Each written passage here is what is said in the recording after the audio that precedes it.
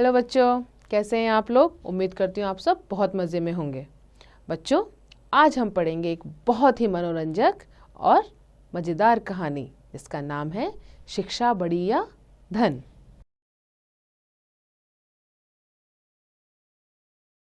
इस पाठ में यह स्पष्ट किया गया है कि मनुष्य रुपए पैसे से धनवान नहीं बनता।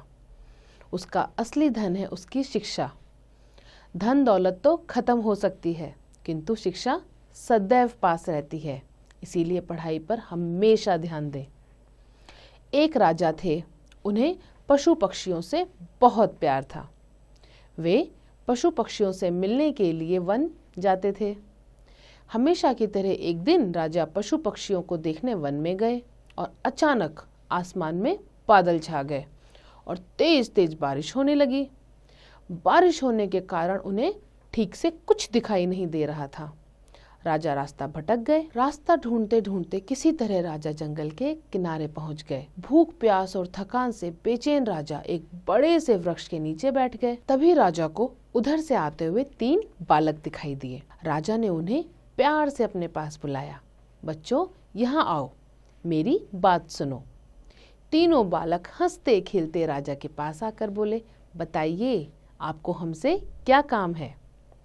राजा ने कहा, मुझे बहुत भूख और प्यास लगी है, क्या मुझे भोजन और पानी मिल सकता है। बालक बोले, पास में ही हमारा घर है, हम अभी जाकर आपके लिए भोजन और पानी लेकर आते हैं, आप बस थोड़ा सा इंतजार कीजिए।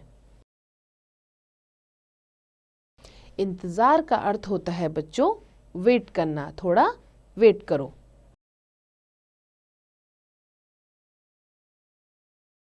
तीनों बालक दौड़कर गए और राजा के लिए भोजन और पानी ले आए। राजा बालकों के व्यवहार से बहुत खुश हुए। व्यवहार का अर्थ होता है बच्चों कि आप किस तरीके से बर्ताव करते हैं। बर्ताव यानी बिहेव करना। वे बोले, प्यारे बच्चों, तुमने मेरी भूख और प्यास बुझाई है। मैं तुम तीनों बालकों को इनाम के रूप में कुछ देना चाहता हूँ। बताओ तुम्हें क्या चाहिए। थोड़ी देर सोचने के बाद पहला बालक बोला, महाराज, क्या आप मुझे बड़ा सा बंगला और गाड़ी दे सकते हैं। राजा बोले, हाँ हाँ, क्यों नहीं। अगर तुम्हें यही चाहिए तो जरूर मिलेगा। अब तो बालक खुशी से फूला न समाया। दूसरा बालक भी उछलते हुए बोला, मैं भी बहुत गरीब हूँ, मुझे धन चाहिए जिससे मैं अच्छा खाना खा सकूं, अच्छे कपड़े पहनूं। राजा मुस्कुरा कर बोले, ठीक है बेटा, मैं तुम्हें बहुत सारा धन दूंगा। यह सुनकर दूसरा बालक खुशी से झूम उठा, यानी बहुत ज्यादा खुश हो गया। भला तीसरा बालक चुप क्यों रहता। वह भी बोला, महाराज, क्या आप मेरा सपना भी पूरा करेंगे। मुस्कुराते हुए राजा ने कहा, क्यों नहीं, बोलो बेटा, तुम्हारा क्या सपना है। तुम्हें भी धन दौलत चाहिए। नहीं महाराज, मुझे धन दौलत नहीं चाहिए। मेरा सपना है कि मैं पढ़ लिख कर विद्वान बनूं। क्या आप मेरे लिए कुछ कर सकते हैं। तीसरे बालक की बात सुनकर राजा बहुत खुश हुए। राजा ने उसके पढ़ने लिखने की उचित व्यवस्था करवा दी।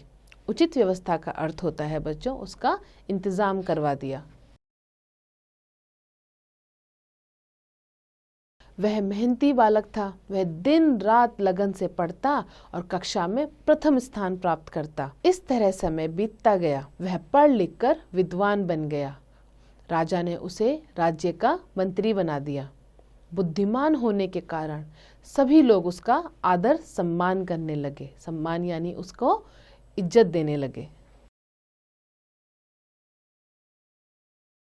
उसका आदर करने लगे।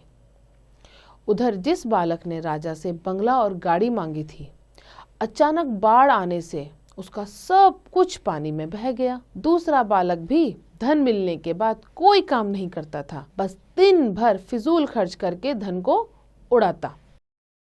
रखा धन भला कब तक चलता। एक समय आया कि उसका सारा धन समाप्त हो गया। समाप्त का अर्थ होता है बच्चों खत्म हो गया। वह फिर से गरीब हो गया। दोनों बालक उदास होकर अपने मित्र मंत्री से मिलने राजा के दरबार में गए। वे दुखी होकर अपने मित्र से बोले, हमने राजा से इनाम मांगने में बड़ी भूल की। हमारा धन, बंगला, गाड़ी सब कुछ नष्ट हो गया। हमारे पास अब कुछ नहीं बचा। मित्र ने समझाते हुए कहा, किसी के पास भी धन दौलत हमेशा नहीं रहती है। धन तो आता जाता है, सिर्फ शिक्षा है जो हमारे पास रहती है। धन से नहीं बल्कि शिक्षा से हमें धनवान बनते हैं। दोनों बालकों को अपनी गलती पर बहुत पछतावा हुआ। पछतावा यानी उनको फील हुआ कि उन्होंने गलती कर दी है। उनको बहुत अफसोस हुआ। उन्होंने तय किया कि हम भी मेहनत और लगन से पढ़ाई करेंगे और अपने जीवन को सुखी बनाएंगे। तो बच्चों, कैसी लगी आपको ये कहानी?